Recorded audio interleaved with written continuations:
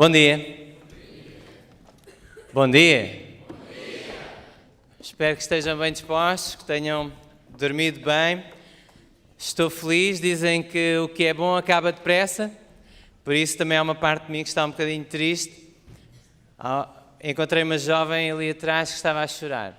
Estava a dizer, estou tão triste de isto ter acabado. E é verdade que foram momentos muito bons. Quero agradecer muito a Deus, agradecer à direção do Geração pelo convite que me fez. Primeiramente eles queriam que eu falasse um bocadinho menos, depois à última hora convidaram-me para falar mais. Como sabem, não esteve connosco o irmão Sebastian Braxton, que era suposto estar. Certamente que ele iria pregar de uma maneira muito melhor do que eu preguei, mas infelizmente por um problema pessoal ele não pôde estar e Deus fez com que eu aparecesse aqui e tivesse todo este tempo para falar. E deixem-me dizer-vos que foi com alguma ansiedade da minha parte, porque falar para os jovens é uma grande responsabilidade. Eu fui jovem há muito pouco tempo, há quem diga que ainda sou, e sei que passamos por lutas muito grandes na nossa vida e precisamos muito de Deus nos primeiros dias nos dias da nossa juventude, nos primeiros anos da nossa vida. Mas quero agradecer muito por este convite que me foi feito, também ao Departamento de Jovens por ter aderido a esta proposta de que eu estivesse aqui a pregar, ao Conselho Diretor da União, que autorizou também que eu estivesse aqui diante de vós. Quero agradecer aos palestrantes, ao Pastor Kanji, pelas excelentes mensagens que ele nos trouxe, à Karine, porque ela foi realmente... Eu gostei de ouvir a Karine. Sabem, eu gosto de ouvir uma pessoa que fala de uma maneira assim mansa, doce, suave, mas que diz as coisas que devem ser ditas. Louvado seja Deus. Eu tenho tudo a aprender com esta forma de falar. E quero agradecer muito, mais uma vez, à direção do Gama, ao Departamento de Jovens. Quero agradecer a todos os jovens que oraram por mim, todas as pessoas que enviaram mensagens de conforto, de carinho, a dizer que estavam a orar, que aquilo que eu estava a dizer era importante. Se bem gostaria de dizer mais uma vez que o importante não é a pessoa que está aqui à frente, o importante é a palavra de Deus. E eu vos garanto que qualquer homem, qualquer mulher que se consagra a Deus pode fazer a diferença. Ainda há bocadinho havia uma irmã que veio ter comigo e eu disse, eu conheço a sua cara. Pois, era da Igreja de Leiria, estiveste lá há alguns anos. E a pessoa que estava com ela disse, ela tem-me dito, tu eras um menino assim, caladinho, com medo de toda a gente. Estão a ver? Qualquer pessoa que entregue ao coração a Jesus, Deus pode fazer coisas maravilhosas através dessa pessoa. Amém? Amém.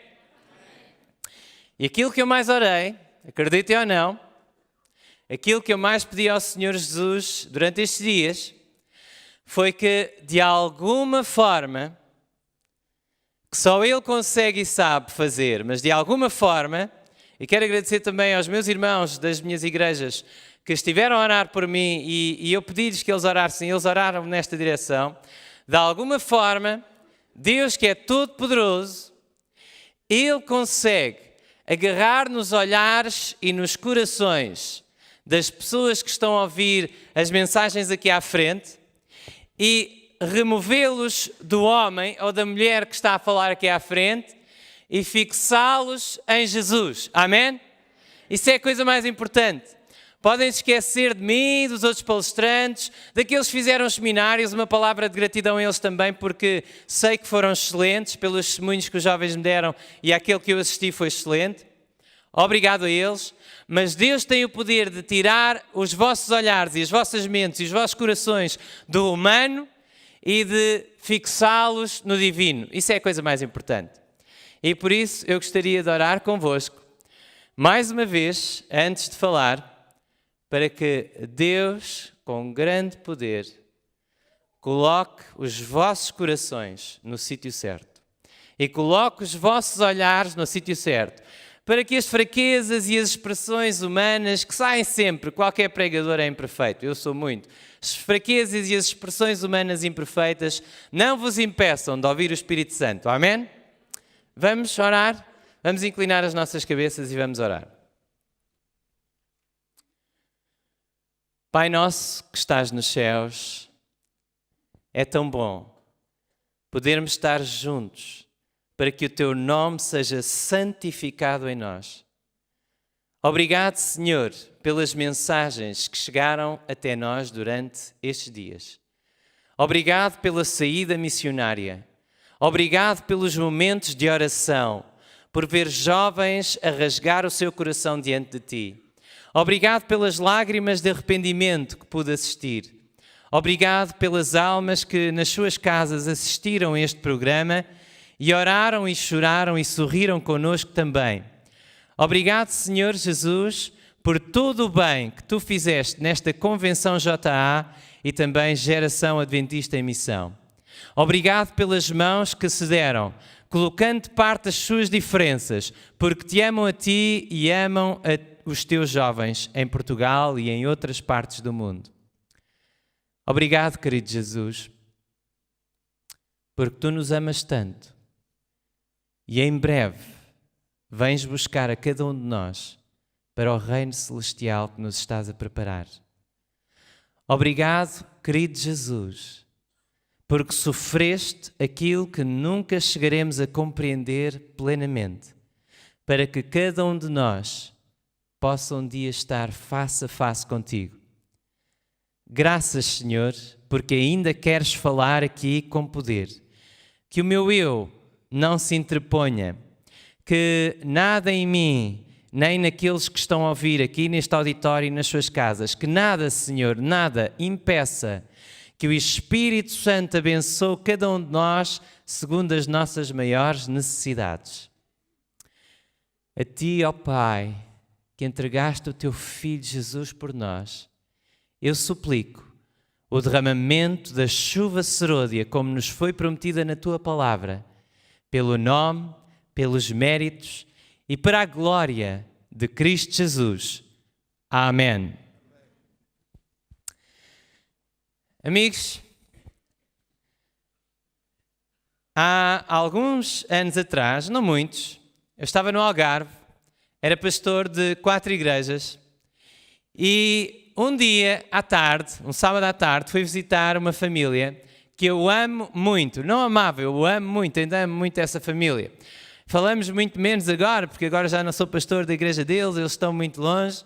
Mas eu amo muito esta família, amo muito uma senhora que é quase como uma mãe para mim, ela é anciã de igreja, e eu disse-lhe assim: irmã, quando eu sair desta igreja, a irmã vem comigo para a igreja onde eu estiver e vai ser lá anciã, porque eu quero sempre ser anciã nas minhas igrejas. E ela disse: está bem, pastor, e ela não cumpriu a promessa. Estou triste, magoado profundamente. Mas a verdade é que eu fui visitá-la e fui visitar o seu marido naquela tarde e visitar um dos seus filhos que estava também presente. E naquela tarde, não sei, já não me lembro o que é que se tinha passado, eu tinha tido uma manhã cansativa, estava com bastantes coisas na mente, não me lembro se havia alguém da minha família que estava doente, sei que estava assim um bocado desanimado e parei o carro, ainda por cima o meu carro tinha avariado, mas tinha um carro pequenino e parei o carro ao pé da casa da irmã e assim: Senhor, eu estou tão desanimado e cansado e sinto-me mal e vou eu encorajar as pessoas. Como é que eu vou encorajar alguém se eu próprio preciso estar a encorajar?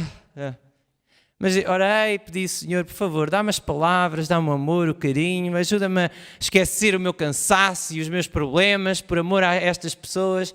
Então cheguei e a irmã foi muito querida, aquele sorriso, e sentámos-nos e ela perguntou: então, pastor, tudo bem? Então, tudo bem, irmã? Com aquele sorriso pastoral. Então, pastor, sim, então, vocês estão bem? Sim, pastor, nós estamos muito bem. E o pastor, como é que está?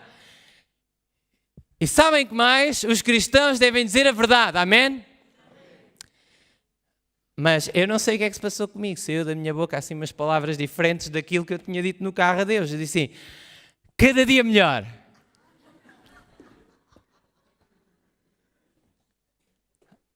Pastor, a sério? E eu? A sério? Eu não sabia o que é que ia dizer a seguir.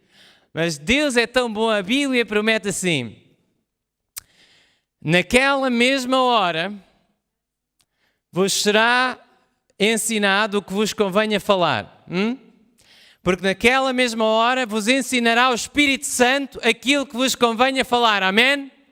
Lucas 12, 12. Lembrem-se disso, é fácil de decorar. Lucas 12, 12. Naquela mesma hora vos ensinará o Espírito Santo o que vos convenha falar. Eu disse, cada dia melhor. E não sabia o que é que ia dizer a seguir. E ela sorriu, a sério, pastor? Eu, a sério. E não sabia o que é que ia dizer a seguir. Mas naquela mesma hora, eu disse, cada dia falta menos um dia para eu ver Jesus voltar. Amém? A cada noite, quando nos vamos deitar e nos ajoelhamos e falamos com Deus, mesmo que o dia tenha corrido mal, podemos dizer, obrigado, Jesus.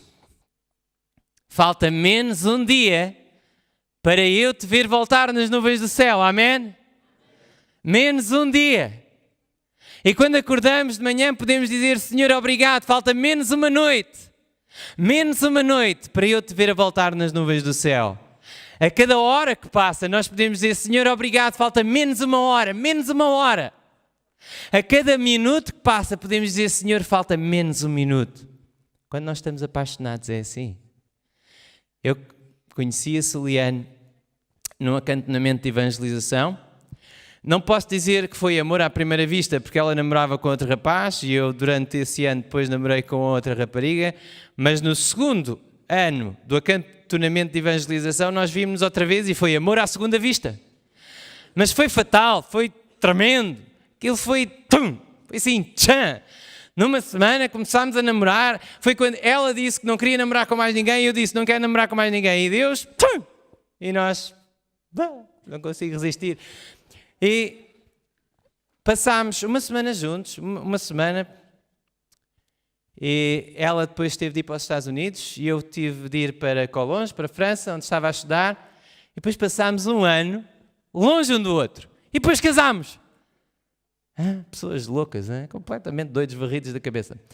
Mas fazíamos uma coisa, era que nós todos os dias, jovens namorados e quem está a pensar em casar, ouçam bem, todos os dias, na altura não havia Skype, eu não tinha internet no meu quarto, então eu trabalhava para pagar os meus estudos e para pagar a minha alimentação, o meu alojamento, e trabalhava muitas horas por semana e Deus ajudou-me a pagar isso tudo, mas os meus pais trabalhavam para pagar a conta do telefone. E eu passava uma hora todos os dias com a Soliane ao telefone. E sabem o que é que nós fazíamos? Nós conversávamos um com o outro, orávamos, chorávamos, falávamos das nossas fraquezas. Eu disse assim, eu quero que tu saibas, eu tinha de dizer isto, eu quero que tu saibas que eu sou mesmo o pior homem que existe à face da terra. Mesmo assim, queres casar comigo? Assim. Pronto, olha, a responsabilidade é tua. Mas passávamos muito tempo a orar, a chorar juntos ao telefone, a falar sobre os erros que tínhamos cometido no passado, a pedir perdão a Deus, a pedir a Deus que nos reconstruísse, que nos fizesse novo e que fizesse em nós algo novo. Passávamos muito tempo a ler a Bíblia, uma hora por dia a falar com uma pessoa, tens de ter pelo menos um tempinho para falar de Jesus. Passávamos tempo a ler a Bíblia juntos, nós líamos meditações juntos, nós procurámos que a nossa relação fosse fortalecida em Deus. Eu tinha no meu armário um pequenino planning do ano, com todos os dias do ano, e quando faltavam, assim que eu chegava a Colonge, depois de umas férias, eu começava logo a contar os dias que faltavam para as férias seguintes. Ao longo do ano nós tivemos 2 ou 3 dias juntos. E eu começava a contar, menos um dia, menos um dia, menos um dia, menos um dia. Quando nós estamos apaixonados, amigos, ouçam, quando nós estamos apaixonados, nós contamos os segundos que falta. Eu comecei-vos a falar, a primeira mensagem foi sobre a importância do Evangelho ir ao mundo inteiro. Jesus prometeu que antes da sua vinda, o Evangelho eterno vai ser pregado no mundo inteiro. E Jesus disse que em todo o mundo onde for pregado o Evangelho, Ele quer que uma história especial, a história de Maria Madalena, seja contada, para que o mundo saiba qual é o tipo de amor que Jesus quer ver nos nossos corações por Ele. E falámos também acerca de uma mensagem que deve ir à igreja toda. Jesus sacudiu a nação de Israel, não só com a pregação do arrependimento e do Evangelho, mas com a pregação aos líderes da nação, com a pregação à igreja, com a pregação que lhes disse: vocês estão mornos, alguns estão até frios, alguns são hipócritas e vivem uma religião de fachada. E por amor, Jesus não teve medo, teve a coragem de dizer tudo. Falámos sobre a sacudidura, a mensagem à igreja de Laodiceia, que deve também preparar a igreja para ver Jesus, porque muitos vão sair, como Judas, e muitos que eram aqueles que dávamos menos valor, vão tornar-se os atores principais na evangelização da terra, como Maria Madalena. E falámos também, e foi falado aqui, sobre o derramamento do Espírito Santo, sobre a importância de orarmos, clamando a Deus poder para cumprir a missão, poder para a transformação do nosso caráter. Falámos sobre a importância de aceitarmos a mensagem da cruz, a mensagem da primeira vinda, para estarmos preparados para a segunda. Porque quando Jesus voltar, só aqueles que aceitaram estar na cruz com Jesus e morrer para o seu eu com Jesus e ressuscitar com Jesus, só aqueles que deixaram que o Espírito Santo renovasse o seu caráter à imagem e semelhança de Jesus. Só aqueles que se deixaram abraçar por Jesus e que abraçaram a Jesus, mesmo que esse abraço tenha custado que eles deixassem alguns pecados, só esses poderão estar um dia com Jesus face a face. E Ele veio para todos, mas nem todos o vão aceitar. Nós sabemos isso. Jesus ama a todos, mas nem todos o amam a Ele. E quando nós chegarmos ao céu, eu oro muito ao Senhor para que todos os que estão aqui e os que estão a ouvir estas palavras possam um dia estar no céu. Seria tão bom que os nossos pecados e os nossos problemas pessoais e as quesílias que surgem entre nós não nos afastassem de Jesus, que puséssemos essas coisas para trás das costas, que nada nos impedisse de podermos ter o coração aberto à graça e ao Espírito de Deus, para todos podermos estar lá naquele dia. E quando chegarmos lá e estivermos lá no céu, o que é que nós vamos fazer? O que é que vamos fazer no céu? Sabemos que vamos estar lá 1000 anos, não é? Há aquela questão do milénio, depois voltamos cá para baixo, para a terra, Deus vai recriar esta terra, vai fazê-la de novo. Há aquele juízo final, executivo, antes nós sabemos que os ímpios vão ser destruídos, Satanás e os seus anjos vão ser destruídos para sempre. Amém? Amém? Amém. E depois, o que é que vamos fazer? O que é que vamos fazer? Hã? O que é que vamos fazer? Estudar o plano da redenção. Ellen White fala sobre isso e diz que para toda a eternidade nós vamos estar a olhar para a cruz e a aprender mais e mais e mais acerca daquele amor que excede todo o entendimento. Nós nunca vamos esgotar completamente esse tema, e cada vez mais a nossa reverência para com Deus vai crescer, e cada vez mais a nossa alegria e o nosso sentimento do amor de Deus vai crescer, e cada vez mais o nosso amor por Jesus, que se entregou a si mesmo por nós naquela cruz, vai crescer. Vai ser maravilhoso.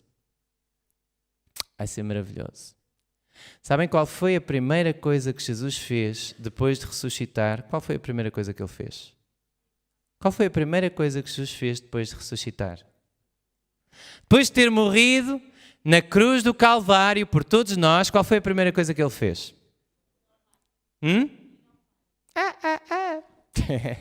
É verdade que Ele foi lá falar com Deus, até antes de aparecer aos discípulos. Mas antes disso, Ele fez algo que está escrito em João. João, eu convido-vos a abrir o Evangelho de João no capítulo 20. João, capítulo 20. João, capítulo 20.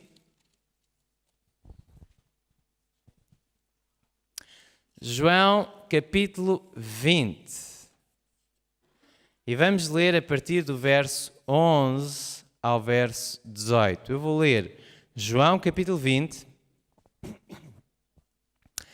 João capítulo 20, verso 11 ao 18. E Maria estava a chorar fora junto ao sepulcro.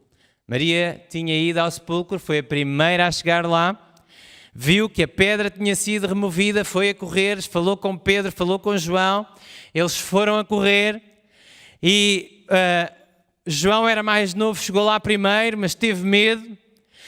Pedro, um bocadinho mais velho, chegou lá depois, mas entrou no sepulcro e João também entrou e viram que o sepulcro estava vazio e olharam e viram que os lençóis estavam dobrados. E deixem-me dizer-vos uma coisa, eu acho, esta é a minha opinião pessoal, eu acho que Jesus, do grupo dos 13, porque eram 12 discípulos mais Jesus, do grupo dos 13, depois havia as mulheres também, eu acho que Jesus era a única pessoa arrumada. Jesus era a única pessoa arrumada. Porque quando João chegou e viu e creu, porque viu os lençóis dobrados, ele disse, Jesus é a única pessoa que ia fazer isto. Bom, vamos continuar. Isto tem uma grande lição, mas eu não vou entrar por aí. E depois diz, estando ela, pois chorando, abaixou-se para o sepulcro. E viu 2 anjos vestidos de branco assentados onde jazera o corpo de Jesus, um à cabeceira e outro aos pés. E disseram-lhe eles, mulher, por que choras? E ela lhes disse, porque levaram meu Senhor e não sei onde o puseram. E tendo dito isto, voltou-se para trás e viu Jesus em pé. Mas não sabia que era Jesus. E disse-lhe Jesus, mulher, por que choras? A quem procuras? E ela, pensando que era o jardineiro, disse-lhe, Senhor, se tu o levaste, diz-me onde o puseste e eu o levarei. Disse-lhe Jesus, Maria. E ela, voltando-se, disse-lhe, Raboni, que quer dizer mestre. Mas disse-lhe Jesus, não me detenhas, porque ainda não subi para o meu Pai. Mas vai para os meus irmãos e diz-lhes que eu subo para o meu Pai e vosso Pai, meu Deus e vosso Deus. E Maria Madalena foi e anunciou aos discípulos que viram o Senhor e que ele lhe dissera isto. É verdade, quando Jesus ressuscitou, ele ascendeu ao Pai. Ainda antes de aparecer aos discípulos, durante 40 dias esteve com eles, fez várias aparições, mas ele subiu ao Pai para saber se o seu sacrifício tinha satisfeito completamente todos os planos e os requisitos que a divindade, ele e o Pai tinham planeado antes da fundação do mundo. Mas antes de subir ao Pai, ele sentiu a necessidade de uma alma que o amava, daquela que tinha chorado por ele, como ninguém tinha chorado, porque tinha compreendido o seu amor por ela como ninguém tinha compreendido. E Jesus apareceu-lhe para consolar o seu coração. E disse-lhe, por que choras? Veja, Maria estava tão triste, tão triste, tão triste, tão triste. Seus olhos estavam todos cheios de lágrimas. Ela olhou para dentro do sepulcro, viu 2 anjos, mas com tantas lágrimas, ela nem sabia se eram anjos, se eram homens. Por que choras? E ela, levaram o meu Senhor. O problema dela era que tinham levado o corpo de Jesus. Era o corpo, nem era Jesus vivo. Ela estava preocupada com o corpo. Levaram. E depois viu-se para trás, lágrimas nos olhos. Mulher, por que choras? Pensava que era o jardineiro. Senhor, olha, se foste tu que o levaste. Por que choras? Por que choras? Há tantos jovens na igreja hoje que estão a passar exatamente pela mesma coisa que Maria passou. Por que é que tu choras hoje? Choras porque o teu namorado te deixou? Ele era o melhor homem do mundo, é o mais bonito, eu nunca vou amar ninguém assim, ele deixou-me. É duro, eu sei. Mas ele não é o melhor homem do mundo. E não é... Vamos ser sinceros aqui. São os teus sentimentos, amiga. São os teus sentimentos. Porque na realidade tu sabes no teu coração que Deus é poderoso para te dar alguém que poderá ser ainda melhor para a tua vida. Mas é os teus sentimentos, é aquele egoísmo, desculpa que eu te diga isto, é o egoísmo que nós sentimos, eu passei por isso 300.000 vezes, é o egoísmo, nós queremos que aquela pessoa seja nossa, queremos que seja para nós e que ela nos ame como nós a amamos, ou que nos deseje como nós a desejamos, mas isso não é amor, isso não é amor. O amor verdadeiro quer o bem do outro, e se o outro está melhor longe de ti que a outra pessoa, então, por muito que me custe, é verdade, mas o amor verdadeiro. Porquê é que tu choras? Porquê é que tu choras? Porquê é que tu choras? Será que o curso no qual tu estás te desiludiu? Há muitas pessoas que fazem um esforço tremendo para entrar na universidade. Quando entram na universidade é uma desilusão total, brutal. E depois quando saem, finalmente acabaram o curso, a desilusão ainda maior, porque toda a vida sonharam, fizeram um grande esforço, quiseram ser aquilo na vida, tiveram as melhores notas, e depois chegaram, começaram os primeiros tempos do trabalho, e é uma desilusão tal, não era nada disto que eu queria, a minha vida está um vazio miserável. Porquê é que tu choras? Meu amigo, porquê é que tu choras? Nesta terra nada é perfeito, nada. Pode ser o maior e melhor emprego que tu tenhas idealizado. Porquê é que estás a chorar, meu amigo, minha amiga? Nunca nada vai ser perfeito. Aqui nunca nada vai ser perfeito. Porquê é que choras? Porquê é que tu choras? Tens uma família desfeita que não te apoia? Isso é duro. Mais duro do que eu poderia imaginar, porque pela graça de Deus tenho uma família que me apoia, mas tenho ouvido muitos jovens, e não jovens, adultos, até idosos, que têm famílias que não os apoiam, que não os amam, e sentem-se sozinhos e frustrados, sentem-se magoados pela vida, pelas pessoas, sentem que não têm valor para ninguém. Pode haver aqui algum jovem que se sente sozinho, mesmo no meio dos outros. Sente que não tem valor para ninguém. Mas porquê é que tu choras? Ouve aquilo que a palavra de Deus te diz hoje. Ouve aquilo que a palavra de Deus te diz hoje. Faz um esforço para remover as lágrimas dos teus olhos. Faz um esforço para parares de pensar nos teus problemas. Sabes, Satanás é especialista em muitas coisas. E uma das coisas nas quais ele é mais especialista é em fazer-nos pensar nas coisas que ele está a fazer. Fazer-nos pensar nas palavras daqueles que nos magoaram e não nas palavras daqueles que nos encorajam. Fazer-nos pensar nas coisas do nosso trabalho e nos nossos estudos que são más e não nas coisas que são boas. Fazer-nos pensar naquilo que na nossa vida não está bem. Por isso faz um esforço, amigo, ouve a palavra de Deus hoje para ti. Faz um esforço. Para de pensar naquilo que Satanás está a fazer e começa a pensar naquilo que Jesus está a fazer porque está próximo. Começa a pensar na verdade da palavra de Deus. Começa a reclamar as promessas da palavra de Deus. Essas promessas dizem: não temas porque eu estou contigo. Podes sentir que Deus está longe, mas a Bíblia diz: os seus anjos nos céus sempre veem a face do meu Pai que está nos céus. Tu tens um anjo, pelo menos um, ao teu lado, um anjo que vem de Deus para te guardar, para te proteger, para te ajudar. Ele está aí, mesmo que tu não o vejas. Até podem ser dois, mas se tu estiveres só a pensar nos teus problemas e nas lágrimas, tu não os vais ver. Faz um esforço para ter a visão da fé, o colírio que o Espírito Santo quer trazer à nossa vida, a visão espiritual. Faz um esforço, anota. Eu uma vez sentei-me à frente do computador e comecei a anotar os grandes atos de Deus da minha vida. Grandes atos, porque podemos começar a anotar os pequeninos, nunca mais saímos. Mas grandes coisas que Deus fez por mim, eu anotei pelo menos 20 milagres. Nos momentos mais duros, em que eu estava mais em baixo, Deus fez autênticos milagres para me puxar para cima. Começa a pensar nas coisas que Deus está a fazer na tua vida, jovem. E tu podes pensar que Jesus não te ama, que Jesus não está ao pé de ti, podes sentir. Mas ouve o que eu te vou dizer, ouve.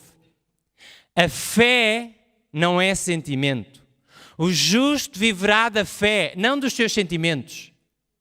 Ouvirmos a uma convenção e estarmos com os jovens todos juntos, orarmos muito, isso ajuda aos nossos sentimentos. E por isso é que nós no fim choramos. As nossas emoções estão à flor da pele. Conseguimos ver e sentir Deus de outra maneira porque há um certo poder que é libertado quando o procuramos juntos. Continuem a fazer isso, sim, sem dúvida, sempre. Mas o justo viverá pela fé. O justo viverá da fé. E a fé não é um sentimento. A fé verdadeira é um princípio. Deus disse, eu acredito, porque Deus disse, está escrito. Amém. É necessário que aquele que se aproxima de Deus creia que Ele existe e que é galardoador dos que o buscam. Nós costumamos ouvir, e esta é a mentalidade do mundo, eu preciso de ver para crer. Pois com Deus é ao contrário, tu precisas de crer para ver e precisas de crer para sentir. Mesmo que tu sintas, eu sinto que estou sozinho, eu sinto que Deus não me ama, eu sinto que Deus está longe, eu sinto que a minha vida é uma catástrofe. Está escrito, com amor eterno eu te amei, por isso com amorável benignidade te atraí, estou aí ao teu lado, estou mesmo ao teu lado, estou mesmo ao teu lado. Não me vês? Se calhar estás a pensar demasiado no que o diabo está a fazer. Estás a pensar demasiado nos teus problemas. Estás a chorar demasiado. Limpa as lágrimas dos teus olhos. Ouve as promessas. Jesus tinha prometido a Maria e a Pedro e a Tiago e a João. Passados 3 dias eu vou ressuscitar. Era a promessa de Jesus. Eles deviam ter meditado nessa promessa. Medita para conheceres aquele que te ama. Aquele acerca de quem a Bíblia fala. Enquanto pela fé, apoderante da fé que de uma vez foi dada aos santos, quando pela fé, quando pela confiança pura, santa e perfeita que o Espírito Santo nos dá, mesmo num coração puro, santo e imperfeito e com uma fé que da parte humana é imperfeita, disse o Pai, clamando, prostrou-se com lágrimas aos pés de Jesus, Senhor, eu creio, ajuda a minha incredulidade. Quando dás esse passo, quando estendes a tua mão, a mão da fé, mesmo que seja uma mão fraca, mesmo que seja uma fé fraca, mas tu dizes, Senhor, eu creio, eu acredito, eu confio, eu sei que estás aqui, ajuda a minha fé fraca, ajuda a fraqueza da minha fé, ajuda a minha incredulidade. Quando fazes isso, e quando ouves Jesus a dizer, estou aqui, e quando sentes o seu abraço, e quando exclamas como Maria, Mestre, afinal estás aqui. Amigo, deixa-me dizer-te uma coisa. Vais começar a ser usado para apressar a vinda de Jesus.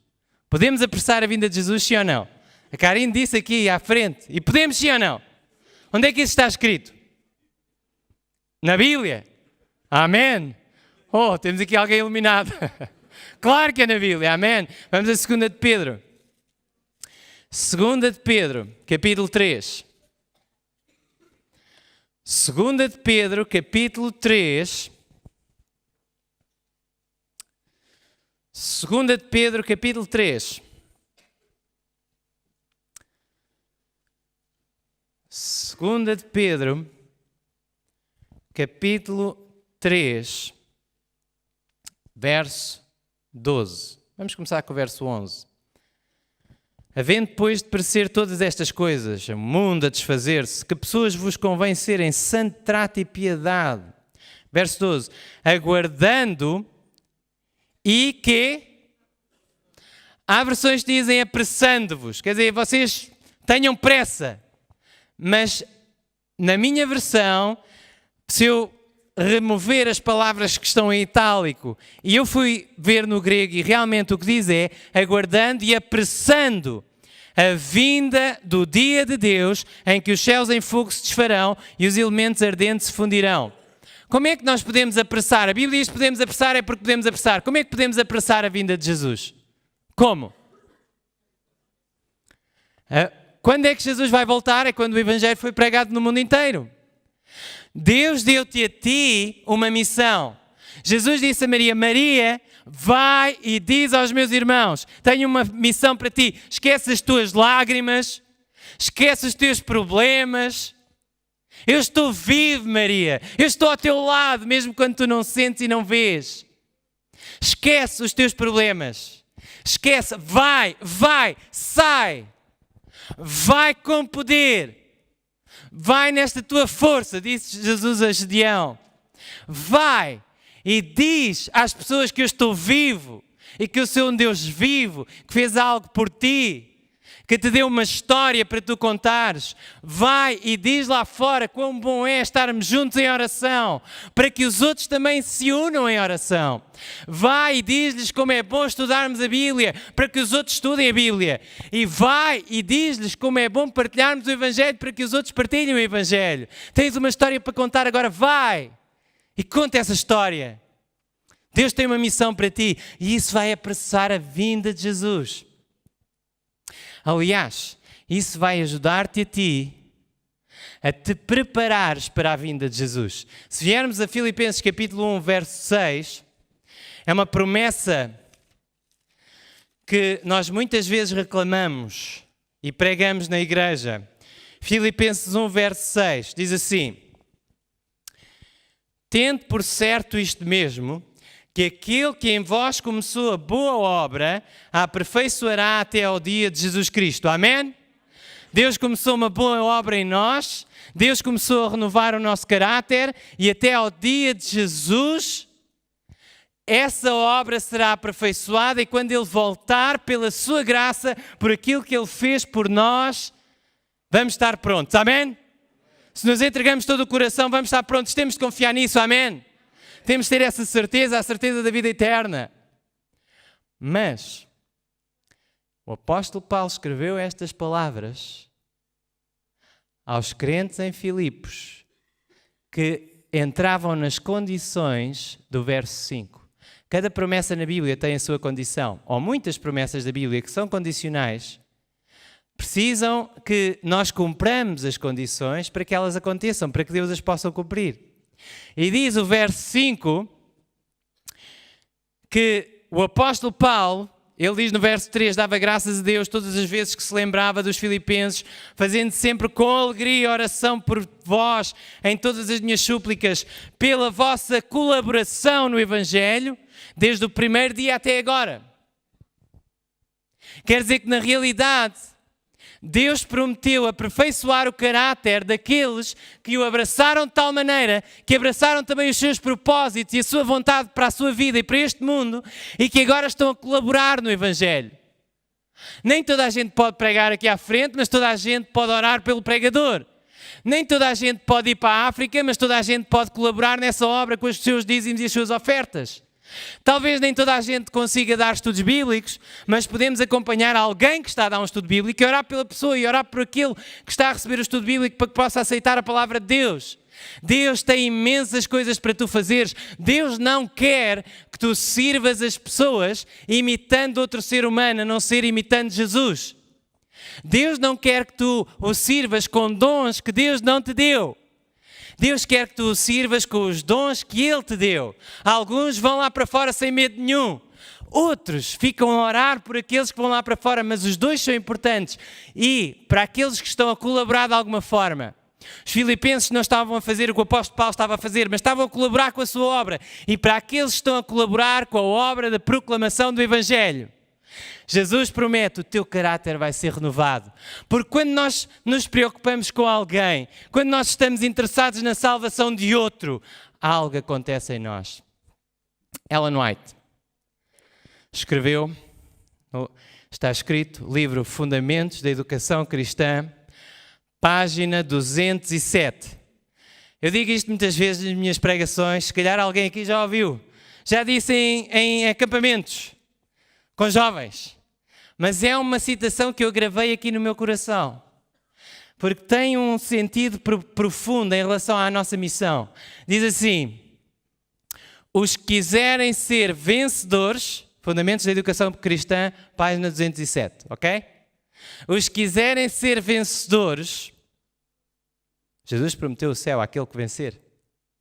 Os que quiserem ser vencedores precisam de ser atraídos para fora de si próprios. Estás tão preocupado com os teus problemas? Esquece! Deus é amor. E o que Ele quer que tu sejas é amor. Precisam de ser atraídos para fora de si próprios. E só há uma coisa, diz Ellen White, não sou eu, ela é uma autoridade maior. Precisam de ser atraídos para fora de si próprios e só uma coisa realizará esta grande obra. É o tornarem-se intensamente interessados na salvação de outros. Ela orava e dizia: Senhor, dá-me almas, senão eu morro. Ellen White, com 16 anos de idade, antes de ter tido a sua primeira visão, teve alguns sonhos, mas antes de ter tido a sua primeira visão, comia carne de porco. Comia amêijoas. Eu tenho tantas pessoas que vendem: oh pastor, como é que ela não era inspirada se ela comia amêijoas? Por favor. Nunca estudaram a vida dela? Tem de estudar um bocadinho. Deus não lhe disse logo tudo de uma vez. Ela não era tipo uma super máquina que sabia tudo sobre todas as coisas. Era uma mulher limitada como nós, mas Deus deu-lhe o dom de profecia e mostrou-lhe muitas coisas, mas teve de ser progressivamente. Eu posso dizer ao meu filho: filho, não ponhas ali os dedos, vais receber um choque elétrico. A eletricidade é uma coisa que é feita nas barragens, com água a passar e mais não sei o quê, e depois vem pelos fios, blá, blá, blá. Ele não vai perceber. Eu tenho de lhe dizer: filho, não ponhas aí os dedos, porque o papá já pôs com a tua idade e dói. Dói muito. Temos de usar uma linguagem. Ele tem de perceber progressivamente a verdade. E Ellen White também foi-se apercebendo progressivamente. Mas havia uma coisa no coração desta jovem que era bom haver nos nossos corações. Ela tinha 16 anos, já tinha essa coisa. Havia um zelo. Havia um amor pela vinda de Jesus. Ela tinha ouvido as pregações de Guilherme Miller, era o que ela sabia naquela altura. E havia um desejo intenso de levar outras pessoas a prepararem-se para a vinda de Jesus. E com 16 anos ela tinha um pequeno grupo de estudo da Bíblia. Quem sabe, Deus está a chamar-te para fazeres um em tua casa. Não estejas à espera de trazer pessoas da China. Meu amigo, chama 2 ou 3 adventistas, jovens da igreja como tu, precisam de Jesus. Comecem a reunir-se e orar juntos. Foi assim que Ellen White recebeu a sua primeira visão. Mas com 16 anos, antes dos 17, antes da primeira visão, com 16 anos, ela diz que passava noites inteiras em oração por as pessoas que estavam a estudar a Bíblia com ela, algumas casadas mais velhas do que ela, noites inteiras em oração. Queres ser vencedor? Esquece os teus problemas. Começa a pensar nos problemas dos outros, começa a pensar em salvá-los, começa a pensar em falar-lhes do amor de Jesus. Faz um esforço pessoal. As saídas missionárias são importantíssimas e nós precisamos de ir. Mas amiga, agora tudo depende daquilo que tu vais fazer quando saíres daqui. Vais ser um missionário no teu lar? Vais ser um missionário na tua escola? Vais ser um missionário junto dos teus amigos? Porque é assim que tu te preparas para o céu. Vamos ler o último texto, está no livro de Apocalipse. Apocalipse capítulo 7. Apocalipse capítulo 7. Apocalipse capítulo 7.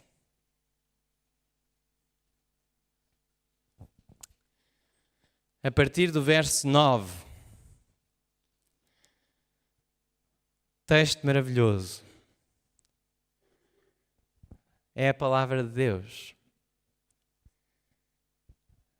E eu peço a Deus que, através do seu Espírito, pelo nome de Jesus, coloque estas palavras no vosso coração. Depois destas coisas, olhei, e eis aqui uma multidão a qual ninguém podia contar. Na casa de meu pai há muitas moradas, seja há lugar para cada um de vós. E vai haver uma multidão que ninguém pode contar. E eu espero que tu sejas parte dessa multidão. E eu também. De todas as nações e tribos e povos e línguas que estavam diante do trono e perante o Cordeiro, trajando vestidos brancos e com palmas nas suas mãos. E clamavam com grande voz, dizendo: salvação ao nosso Deus, que está assentado no trono, e ao Cordeiro. Agora, venham comigo ao verso 14, porque eu quero-vos fazer uma pergunta. Quem eram estes? Esta grande multidão, quem é? Quem é esta grande multidão? Os salvos, claro. Olhem o verso 14, vai confirmar o que vocês estão a dizer. E eu disse-lhe: Senhor, tu sabes. Verso 13 diz: e um dos anciãos me falou dizendo: estes são os que estão vestidos brancos. Quem são e de onde vieram? E eu disse-lhe: Senhor, tu sabes. E ele disse-me: estes são os que vieram de grande tribulação e lavaram os seus vestidos e os branquearam no sangue do Cordeiro. Estes são os que choraram. Estes são os que enfrentaram desilusões. Estes são os que foram desiludidos na terra e que ansiaram pelo céu mais do que os próprios anjos. Agora vejam, quando eles estão a clamar com grande voz no verso de Deus e a adorar a Deus e a cantar salvação ao nosso Deus que está sentado no trono e ao Cordeiro, vejam o que é que acontece aos anjos. Diz verso 11: e todos os anjos estavam ao redor do trono e dos anciãos e dos 4 animais e prostraram-se diante do trono, sobre os seus rostos, e adoraram a Deus, dizendo: amém, louvor e glória e sabedoria e ação de graças e honra e poder e força ao nosso Deus para todo o sempre. Amém. Um dia estava a correr na cidade de Beja. Estava com as minhas lutas pessoais, com as minhas lágrimas. Nem sempre nós conseguimos ver Jesus perto de nós. E a correr no meu exercício físico, no parque da cidade. E veio-me este sentimento ao coração: Senhor, porquê é que eu não sou o anjo Gabriel? Era tudo tão mais fácil. Vejam, o coração humano é mesmo miserável, enganoso, pecador, horrível. Mesmo, horrível. Não há nada de bom num coração pecador. Nada. Porque, vejam, eu não pedi para ser um anjinho assim que ninguém conhece. Eu queria logo ser o Gabriel.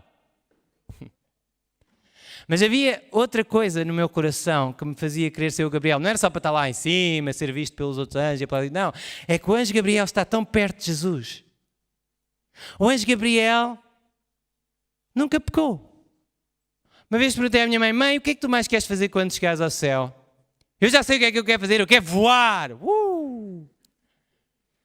A minha mãe disse-me: filho, eu não sei, quando eu chegar ao céu, eu falei assim, saber que já não vou pecar, saber que já não vou fazer algo que magoa a Jesus. E eu acho que nesse dia eu estava a correr e foi esse o sentimento: Senhor, porquê é que tu não fizeste o anjo Gabriel? Gabriel nunca pecou. Gabriel, porquê? Porquê é que eu não sou um anjo? Porquê é que eu tive de nascer neste mundo, sofrer tanto e causar tanto sofrimento com as minhas falhas e os meus pecados? E Deus, sabem, Deus é maravilhoso. Deus não nos responde logo, Deus vai nos respondendo ao longo da vida. E vou-vos dizer aquilo que eu acho que Deus me disse ao longo da vida. E me tem dito, se calhar ainda me vai dizer mais coisas, certamente. Esse filho, o anjo Gabriel, que está aqui ao meu lado, ele nunca pecou. Ele ama-me com um amor perfeito, um amor de anjo. O anjo Gabriel nunca disse uma palavra impura. Nunca saiu dos seus lábios.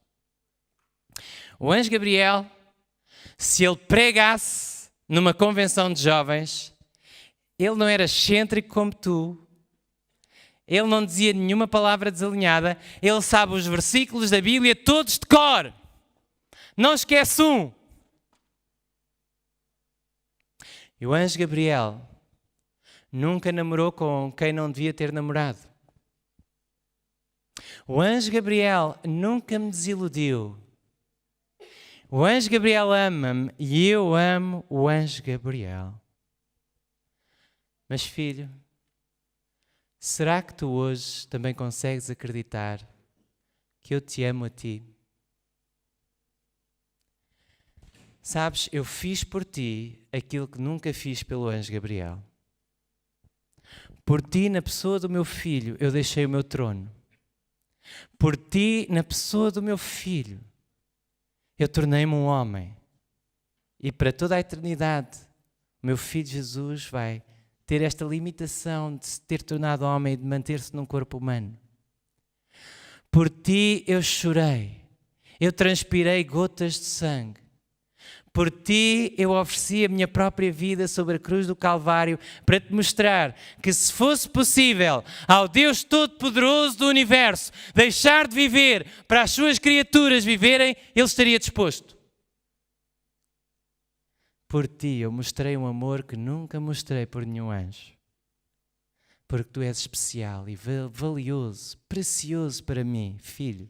Tu és precioso para mim. Tão precioso. E a Bíblia diz que os anjos desejam bem atentar para as coisas da salvação. E Ellen White diz-nos que os anjos gostariam de fazer o trabalho que Deus nos deu a nós para fazer, de falar ao mundo do Evangelho da graça de Deus. Mas Deus deu-nos a nós, sabem porquê? Eu acredito que Deus me tem mostrado ao longo da vida e me tem dito, filho, o anjo Gabriel ia sempre fazer pregações perfeitas, se fosse ele a pregar. Ia sempre dar um testemunho de uma maneira perfeita, se fosse ele a dar o testemunho. Ia sempre fazer orações perfeitas, se fosse ele a fazer a oração. Mas o anjo Gabriel não sabe aquilo que tu sabes. O anjo Gabriel não sente aquilo que tu sentes. O anjo Gabriel não consegue compreender o sentimento de um pecador ou de uma pecadora que, possuído pelos demónios, encontrou um dia a luz de Jesus. Encontrou um dia o seu Salvador que lhe disse, estou aqui, não chores, porque choras? Estou aqui para ti. O anjo Gabriel não sabe o que é ser coberto pelo sangue do Cordeiro, ele não precisa disso. O anjo Gabriel conhece-me como o seu Criador, mas tu conheces-me como o teu Criador, o teu Salvador e o teu Consolador. Tu tens uma história para contar que os anjos nunca poderão ter. E um dia o universo inteiro, os anjos e os habitantes dos planetas que não caíram em pecado, vão adorar-me e prostrar-se diante de mim e dizer realmente o pecado não vale a pena e nós não o queremos nos nossos mundos. Porque estes contaram-nos a sua história. Quando Deus nos dá a missão do Evangelho para pregarmos ao mundo inteiro, Deus está a preparar-nos para sermos evangelistas intergalácticos. Deus quer que nós vamos ao universo inteiro falar do amor de Jesus e dizer, Satanás não valeu a pena. O mal não valeu a pena.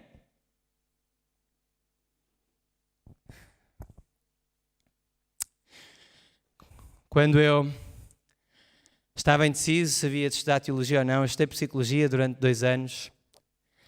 E em Portugal não há muito espaço para um psicólogo cristão. Eu sabia que como psicólogo eu nunca ia poder dizer às pessoas tudo o que eu sabia. Eu podia-lhes falar de coisas importantes, mas não lhes ia falar da coisa mais importante. E nos primeiros 2 anos do curso, nós fizemos um trabalho prático. Eu andava com esta grande luta, porque as pessoas na igreja diziam que eu tinha de ir ser pastor e eu não queria. Só quando procurei a Deus e Deus me mostrou é que fui. Mas eu andava com esta luta e o Val que me ajudou. Foi que nós fomos a um centro de saúde e cada um de nós, jovens aspirantes a psicólogos, sentávamos-nos e as pessoas que iam ao médico e queriam desabafar com alguém, vinham e falavam e desabafavam e nós só tínhamos de as ouvir e dizer uma palavra de conforto, mas era só ouvir as pessoas. E eu falei com 1 ou 2 pessoas e houve uma senhora idosa, já não era uma jovem, era uma senhora idosa, que tinha graves problemas, a família tinha-a desamparado, ela vivia muito sozinha. Ela tinha alguns problemas de saúde que eu nem cheguei a entender bem, a sua cara estava desfigurada, ela tinha um olho praticamente fechado. Via-se que era uma mulher marcada pela vida, muito marcada pela vida. E eu pensei, esta mulher tem alguns anos de vida apenas e ela não tem esperança nenhuma. E eu fiz aquilo que um psicólogo em Portugal não pode fazer. E sobretudo um estudante de psicologia naquela situação não pode fazer. Mas eu não aguentei. Eu disse-lhe, a senhora já ouviu falar de Jesus? O nosso Senhor que morreu na cruz do Calvário. Ela foi assim. Sabe que Jesus nos prometeu voltar e ressuscitar aqueles que morreram com fé nele. Sabe que se tiver fé em Jesus, se o aceitar como o seu Salvador, se lhe falar acerca dos seus pecados e lhe pedir perdão, sabe que um dia, Jesus vai voltar e vai levá-la com ele para o céu. E nós falámos há algum tempo. E quando acabámos de falar, eu percebi que eu não podia ser psicólogo. Eu tinha algo melhor para dar às pessoas. Tu tens algo melhor para dar às pessoas. E à medida que dás Jesus, vais receber mais Jesus. E à medida que partilhas Jesus e pregas o Evangelho, vais ser preparado para pregar no universo inteiro e contar a maravilhosa história da redenção. Amém? Gostaria de vos convidar a se levantarem para este apelo. Porque choras? Levanta-te e vai, em meu nome, dizer aos outros o precioso amigo que encontraste em Jesus. Amém?